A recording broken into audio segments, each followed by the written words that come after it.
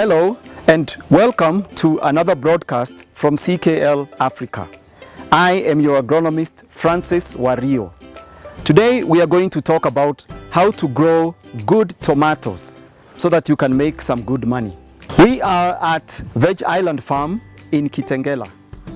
To start, you need to decide on the best variety that is suitable for your farm. There are varieties that are F1, they are good producers, slightly more expensive. And there are those that are suitable for more waterlogged conditions and suitable for cooler areas. You need to start with a good seedling. So you can either buy from seed propagators or you can do your own seed bed and germinate your own seeds. Using seed propagators has advantages because you are guaranteed of a viable plant for every seed, and therefore you reduce on waste. You can buy them from 2 shillings up to about 10 shillings per seedling, depending on the different varieties and the different propagators. If you're going to do your own seed bed, then ensure that you do a fine tillage and raise the bed to about 15 centimeters or half a foot. And add some sand so that you have good drainage. Do not plant in deep soil. Just plant on top and cover with a slight layer of soil. Water it nicely and give a spacing of about 15 centimeters between rows. When planting your seed bed, remember to soak the seeds prior to planting them in the nursery. Soak them in a combination of Afrikelp and Romectin. Afrikelp 40 ml per 20 liter and Romectin 20 ml per 20 liter. Soak them for about 5 minutes before planting. This will help to suppress any diseases that may be in the soil, especially a disease known as damping off, which is very common in nursery seed beds. And also to give the plant vigor and to produce good roots right at the beginning. Your seedlings should be ready for transplanting at about 1 month. Make sure that you keep your seed bed free from pests and diseases throughout this period. They should be about 1 foot high when you are transplanting. Before you transplant, 1 or 2 days previously, we recommend that you spray them with Afrikelp when they're still in the nursery. This will give them good stamina and help them to overcome transplant shock, and therefore they will take much faster. On the date of transplanting, use a spacing of 45 centimeters to 60 centimeters. That is 45 between plants and 60 centimeters between the rows. We also recommend that you use a fertilizer that is rich in phosphorus. If your soil analysis recommends that you use DAP, use about 80 kilograms per acre. During planting, we also recommend that you drench the planting holes with a mixture of Rhodazine at 20 milliliters per 20 liter and Afrikelp at 30 milliliters per 20 liter. Drench into the planting hole soil and mix well before transplanting. This one will protect your growing seedlings from insects that attack the growing roots, but also will protect them from fusarium and other soil-borne diseases that are in the soil. And the Afrikelp will give them added stamina to be able to produce and establish good root system. After you have transplanted your seedlings, they require a good fertilization program. So you should use a fertilizer that is rich in nitrogen in order to enhance shoot development. So about 2 weeks or 3 weeks after you have already transplanted them, you can begin to apply Harmony. Harmony is an organic fertilizer that is rich in nitrogenous compounds, and it will boost the shoot development. It will also give your tomatoes vigor and strength to resist diseases. And also the Harmony helps to unlock other nutrients which are in your soil, including phosphorus and calcium, which are very beneficial to the plant.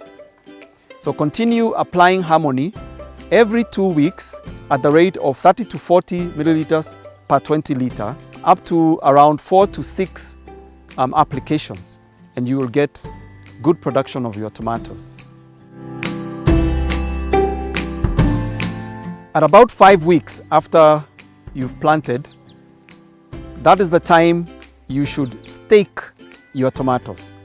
Put nice, strong, either strings or fiber material that will hold your tomatoes up. This is to make sure that they don't grow on the ground.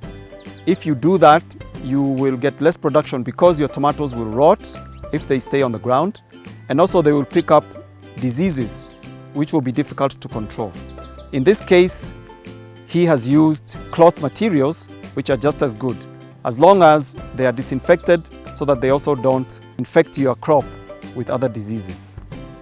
When you are tying your strings, you can remove suckers from the growing shoots and leave just 2, and some cases just 1. So each of these suckers should be tied with a string, and the string should be suspended from a wire at the top. Each of these 3 suckers will become the main bearing shoots. Tie them gently, do not tie tightly because you don't want to wound your growing stems. This is also the time that you should prune. You can also prune so that you get your growing stem to grow as quickly as possible. Remove the lateral branches until it reaches the suspended wire at the top, and then you can allow the lateral shoots to grow. Remember, when you are pruning your tomatoes, you are exposing them to injury and therefore to disease attack. Always spray Harmony, which helps them to overcome the pruning shock and therefore overcome disease which may attack. You can also spray a fungicide like Stage, because Stage will also help to suppress diseases which attack the tomatoes later on in life, mostly late blight, which manifests during the flowering stage. So spray your Stage between 2 and 3 weeks after transplanting in order to overcome these issues. Ensure that your field is always free from weeds, particularly in the first month after transplanting. So we recommend that before you plant, you can spray Amber, which is a herbicide that controls broad-leaved weeds even before they germinate. You can spray just before you're planting at the rate of 35 milliliters per 20 liters of water.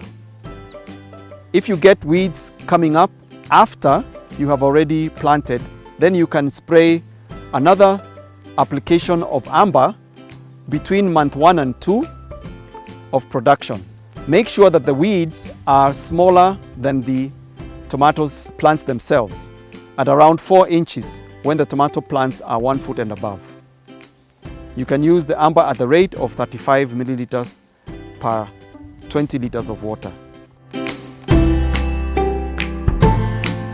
Your tomatoes will require enough water daily. You need to irrigate if it's not raining. Irrigate using about between 10,000 and 20,000 liters of water per acre per week. And of course, this will depend on the soil, whether it's very dry and whether the weather is also very dry. So you can test your irrigation requirement by picking up a fistful of soil and clamping it. If it falls apart, then you need to apply irrigation. If it stays clamped, then you don't need to apply irrigation. The best method of irrigation is drip, because drip irrigation supplies the exact amount of water requirement at the point of the plant, and you don't get too much soggy soil. If you apply too much water and the soil is too soggy, then you are exposing the plant to diseases. Tomatoes are prone to disease and pest attack, and this is where you must be extremely careful.